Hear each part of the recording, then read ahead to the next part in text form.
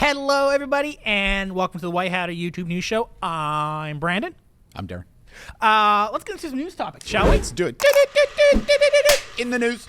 First news topic is an update to the Apple Safari bug that leaked your personal private information. There is now a fix on iOS, iPadOS, macOS, all the OSs. So we talked about it on a previous show. We did. And I said, listen, Apple will be pretty quick on fixing, patching things. And lo and behold, there they are. Just a comment, that's a pretty gross picture. Ugh. Yeah, so it doesn't surprise me that they were quick. You know, usually when these things are brought to the attention of Apple, if there's one thing they do patch things fairly quickly on these issues compared to some of the other platforms that are out there. If you didn't know what that was, check our previous shows to learn more, but definitely make sure your Apple devices are updated, especially if you use Safari. And that's one of the things that I don't think a lot of people know about, right? Like whenever these updates come out, it's important that you do update, because these updates, a lot of them have the security patches that fix the holes that hackers use to their advantage, right? Yep. So important. I mean, I've got my device set up so it does it automatically, so I don't need to worry about that. And I think a lot of people do. The concern, however, I've heard from people is that when Apple updates its browser, right, what it does, some people are afraid to maybe upgrade, say, from Mojave to whatever the next one is going to be, right? Because usually there's all kinds of jilts. And so one of the things I do say to people is before you update your browser component, maybe let it play out for 1 or 2 months just so that they kind of iron out all the wrinkles. Or if you can, read what was actually changed. Right. Because maybe you can hold off on a change. Exactly. If there were no security fixes, maybe, okay, it's just some aesthetic fixes. You can probably hold off on. Exactly. Next news topic.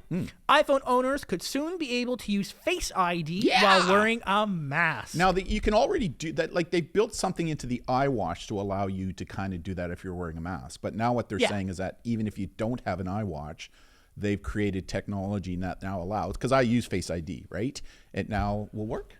Yeah, well, I mean, you don't have a fingerprint sensor anymore. I know. Apple's trying to be all screens. Yeah, exactly. Well, so we've talked about this on our shows previously, on Apple's been playing with the technology and testing with their staff about how to make this work. So with the latest iPhone update, now they're working on their next beta version. And the next beta version appears to have features that allow this, which can be cool, especially if you're, using your hands, trying to be hands-free, that kind of stuff. I'm thinking hospitals, a good example, right? Where even post-COVID, once we get out of COVID, whenever that is, doctors and nurses still wear masks.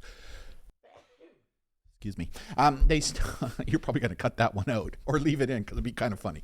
But even post-COVID, there are still going to be times where they're like cancer patients on cancer floors where they're still wearing masks. Or if it's cold, you have like a face mask on, like a cloth mask. Yeah, so as a result of that, having the ability to still access medical information on devices wearing a mask would be kind of cool. Cool, but being the White Hatter and thinking about what this means for consumers, here we go. Where's my tin hat? Well, where is it? Got to bring back the tin hats. I know. So, I mean, generally, if something's happening with consumers, you can sure bet that big business, organizations, surveillance institutions have developed this technology. Aliens. To be aliens. So, I mean, we talked about this on a show last year and years before that, when people started wearing a lot of masks in North America, that facial ID technology used in businesses and security checkpoints suffered. Right. And then we saw researchers trying to find ways to scan faces and learn who people are without a mask. Right. So obviously, now that consumers have this, you can sure bet that larger organizations are using the same technology. So when people are going, wearing masks, people can't find out who we are now. Well, yeah, you're right. I mean, with new technology, there's going to be those who are going to want to maybe, use it for nefarious reasons. We saw with the iPod or the Apple tags, right? AirTags, the AirTags that are being used. There are some people that are using it for nefarious reasons, right? Yep. This for spying and tracking people and stuff like that. So, but I think overall, I think that it's a great development. This is one of the things. What's interesting about COVID is that it has forced all areas of technology and businesses to adapt to create things that would never have been created if it wasn't for COVID.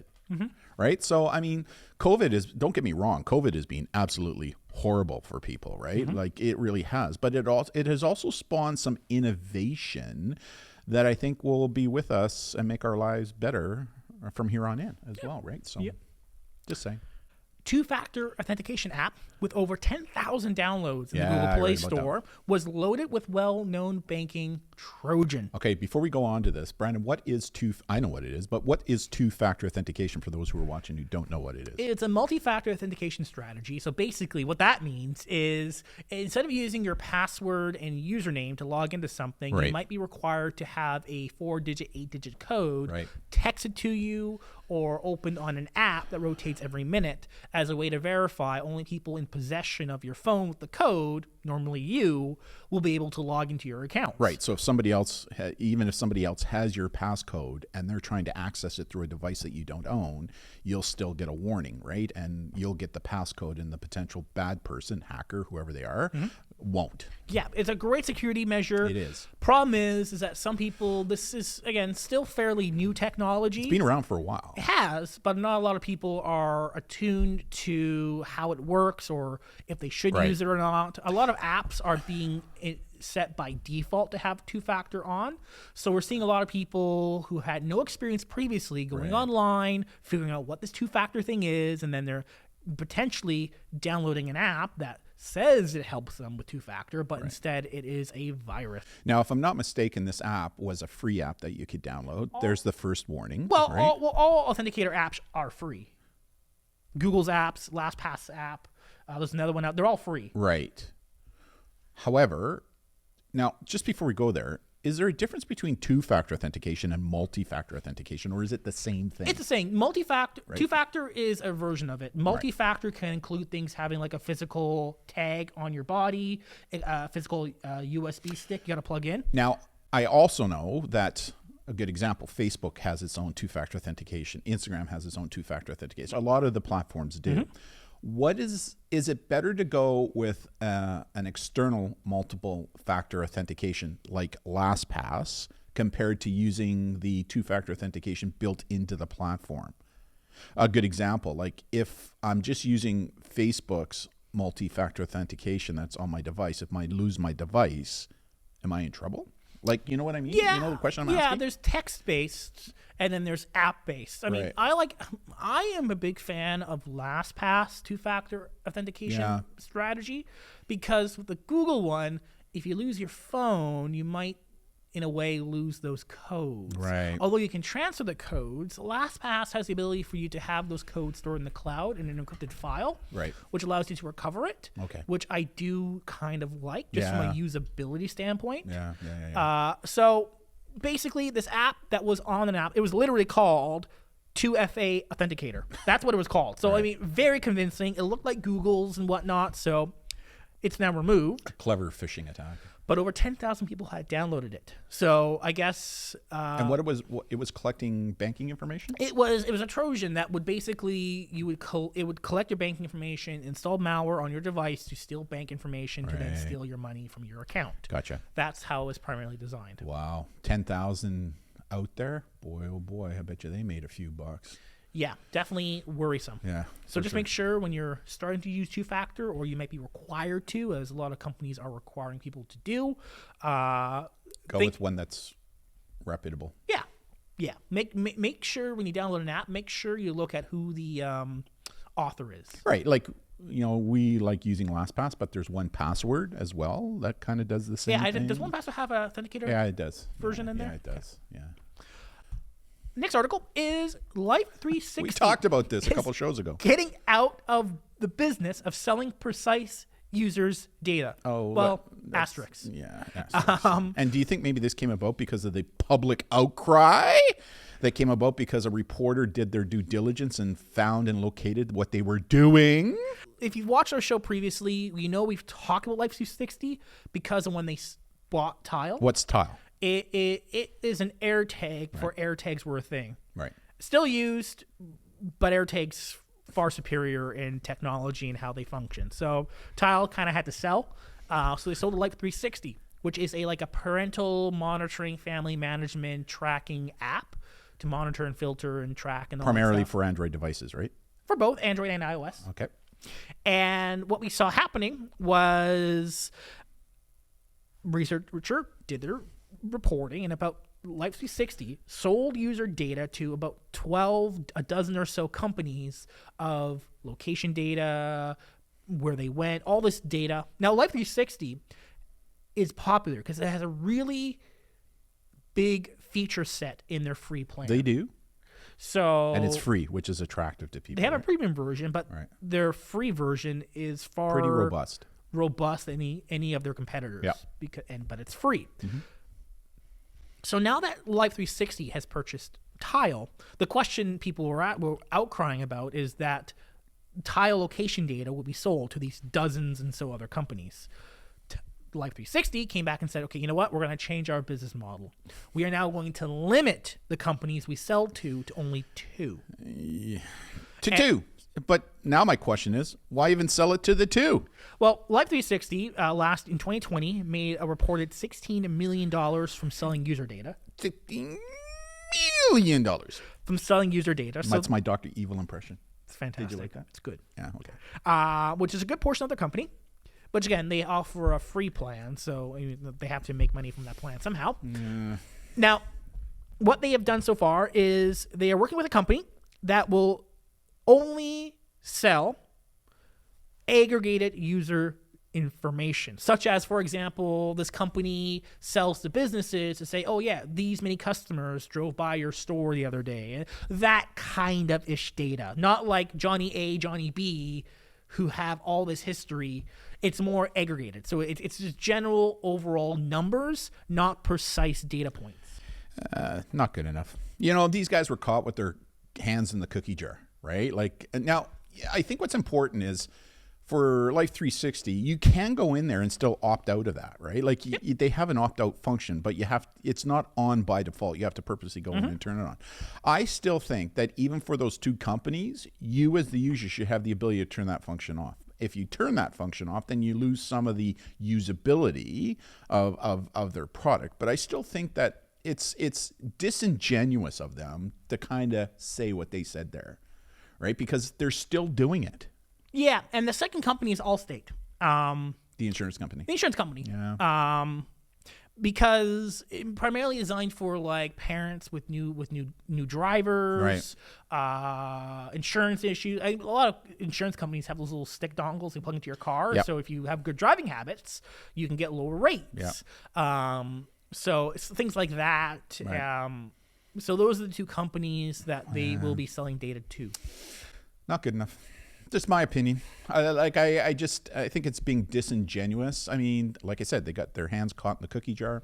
They're doing damage control because a lot of people were talking about this, but they're still collecting data and they're still selling the data. So they're financially profiting off of what it is that you're doing on their platform. Now, it's free. There's a premium version. So they got to make their money somehow. But again, that should be an opt-in, right? Not opt-in by, it shouldn't be on by default. It should be, you have to turn it on. Like, it should already be on, and you should have the ability to it should be off by default. Right. And then you have the ability to turn it on. And if you turn it on, then this is what's going to happen. Or they make their product paid for only, and which is going to probably anger a lot of customers who want this stuff for free. Yeah, but oh well, right? Like, now I think for some people, I think there's been there's a chain going on. Like, I'm starting to see this. This is my feeling. My crystal ball again, right? My crystal ball. Yeah. And there is now this, I'm seeing a shift in people going over the past couple of years. They've recognized that these data brokers, these companies are collecting all this information and selling it to data brokers who are financially profiting off of it. So I think we're starting to see a shift now where people are saying, if it means I'm going to pay a little bit more money to prevent that from happening, then I'm going to do that. So we've seen this.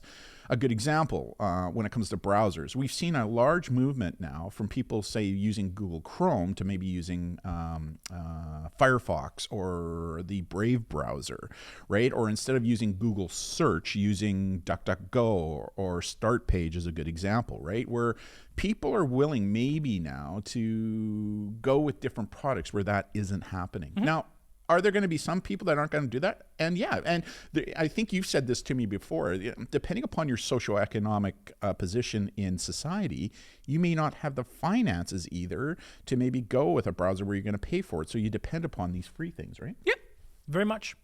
It's interesting though, but I am seeing this shift in the crystal ball of people becoming more alive to the data brokers that are going on right now and what these people are doing, how they're collecting their information. And again, should we be allowing these big vendors to dictate what we want? Right? Like Well, I guess you could choose not to use the vendor. You could. Yeah, which is how you choose not to use it. So if they lose all their users, they will be forced to. The problem is adjust. that when there's only so many because you've mentioned this before, like Facebook, Amazon, all these other companies, they're basically cornering the market. Whereas if you're a small player to come in, you can't do it financially. Mm-hmm. And if you are, then they see you as a threat and they try to gobble you up. Yep. Right? Like we know a good example. Google attempted to purchase DuckDuckGo, and DuckDuckGo said, "Thank you, but no thank you." Quack, quack, no. Right? So these are some of the issues, right? So I do think they're being a little disingenuous. That's just my feeling. There you go. Well, on that same kind of thought train, let's another article from this week.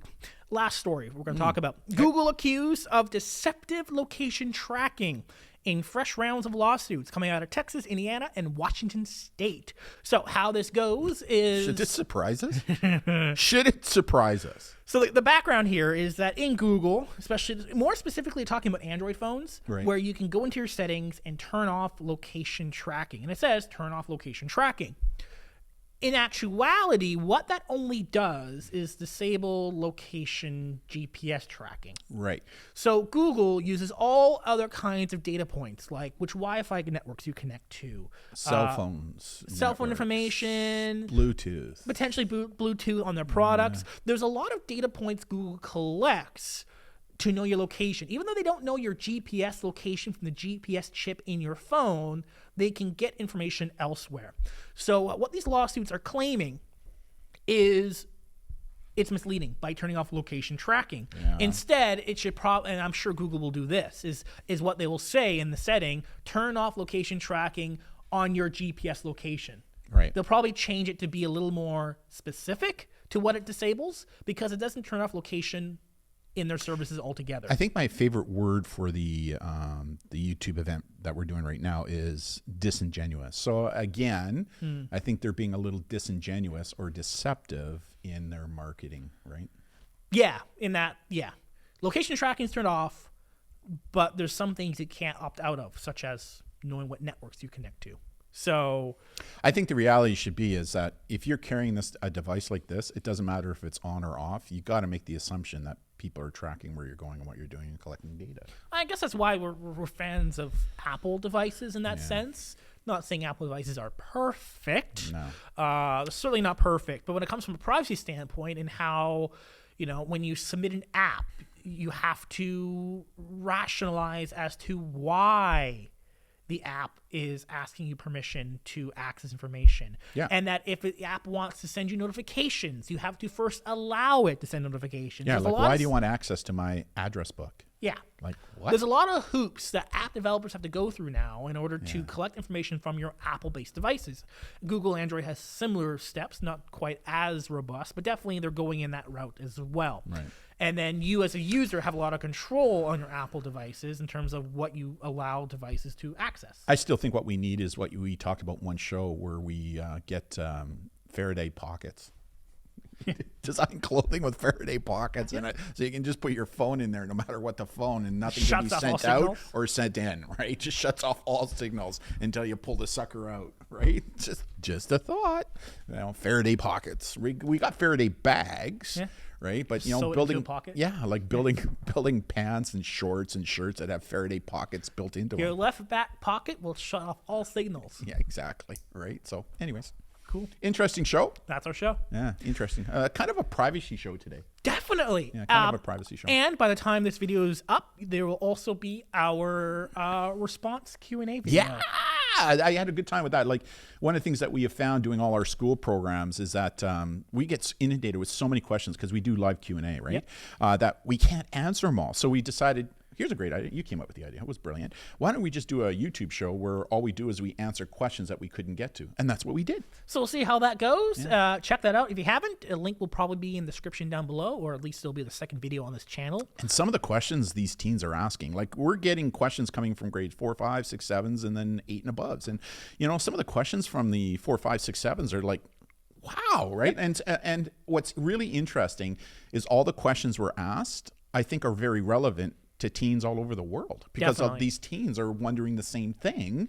It's just that they now have a platform that we give them to ask those questions. Definitely. So check that out if you haven't already, and we'll see how that goes, and maybe we'll do an episode 2. Yeah, I think we should, once a month. On that note, that is our show. Thank you all so much, and we'll see you all next week. See you, everybody. Bye. Bye.